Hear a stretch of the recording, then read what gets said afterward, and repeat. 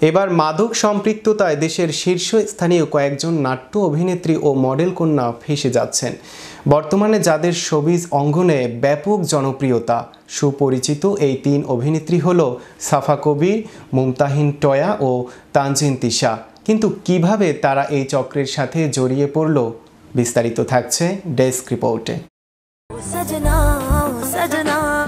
এই প্রজন্মের সুপরিচিত তিন অভিনেত্রী সাফা কবির, মুমতাহিন টয়া ও তানজিন তিশা। অসংখ্য ফ্যান ফলোয়ার তাদের। নাটকের পরিচালক, প্রযোজকদের কাছে তাদের কদরও বেশ ভালো। ছোট পর্দার সেই সুন্দরী অভিনেত্রীরাই কিনা মাদকের ভয়ানক নেশায় আসক্ত। নিয়মিত অর্ডারও করেন নানা ধরনের মাদক। অবাক হলেও সম্প্রতি এক মাদক কারবারির হোয়াটসঅ্যাপ চ্যাট গ্রুপ থেকে এমনই বিস্ফোরক তথ্য পেয়েছে মাদকদ্রব্য নিয়ন্ত্রণ অধিদপ্তর, যে গ্রুপে শুধু সাফা, টয়া, তিশাদের মতো জনপ্রিয় অভিনেত্রীরাই নন, নিয়মিত মাদকের অর্ডার করেন সুনিধি নায়েক নামে কলকাতার একজন গায়িকাও। জানা যায়, মাদকসহ গ্রেপ্তার হওয়া বিশ্ববিদ্যালয় পড়ুয়া এক ছাত্রকে জিজ্ঞাসাবাদের সূত্র ধরে তথ্য প্রমাণসহ সাফা, টয়া, তিশা এবং সুনিধির নাম বেরিয়ে আসে। একটি বিশেষ হোয়াটসঅ্যাপ গ্রুপের মাধ্যমে তারা নিয়মিত মাদক সংগ্রহ করে আসছিলেন। ওই হোয়াটসঅ্যাপ গ্রুপের অ্যাডমিন নর্থ সাউথ বিশ্ববিদ্যালয়ের সাবেক শিক্ষার্থী অরিন্দম রায়দীপকে ইতিমধ্যে গ্রেপ্তার করা হয়েছে।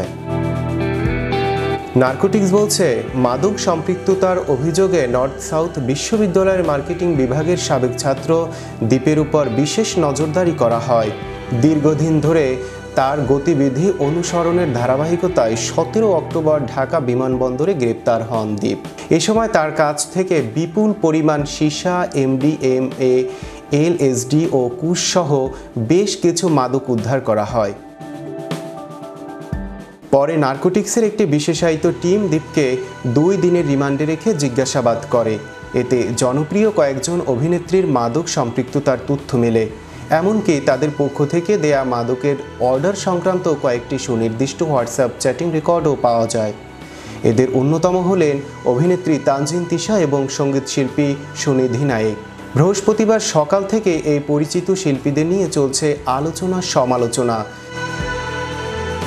জানা গেছে, গ্রেপ্তার হওয়া অরিন্দম রায়দীপের ফোন থেকে অভিযোগ, এই তারকারা সীসা, MDMA, LSD, কুশ সহ বেশ কিছু মাদক গ্রহণ করে থাকেন নিয়মিত। অবশেষে এই বিষয়ে মুখ খুললেন অন্যতম অভিযুক্ত অভিনেত্রী মুমতাহিনা টয়া।